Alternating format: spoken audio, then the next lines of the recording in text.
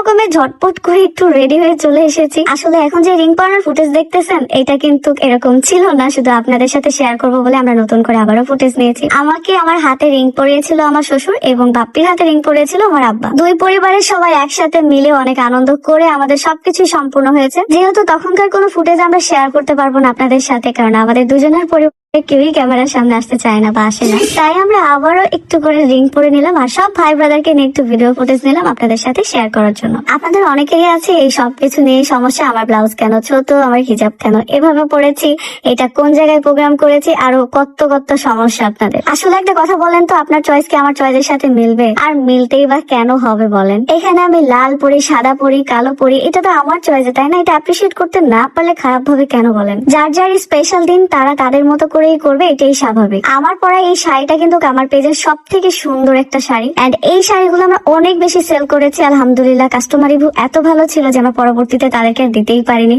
এখন আবার আমাদের স্টকে অ্যাভেলেবল চলে এসেছে, আপনারা চাইলে অর্ডার করে দিতে পারেন। আরো 5টা কালার আছে, টাচ অফ স্মৃতিতে আপনারা এই শাড়িটা পেয়ে যাবেন। এখানে আমি আমার পেজের শাড়ি পরেছি আর আমার ব্লাউজটা বানানো ছিল আরো আগে। ভেবেছিলাম শাড়ি পরে মাথার উপর ঘুমটা দিয়ে দিব, কিন্তু পরবর্তীতে এই প্ল্যানটা চেঞ্জ হয়ে যায়। যাই হোক, ছোট্টখাটো আমাদের এই ঘরোয়া আয়োজনে এঙ্গেজমেন্ট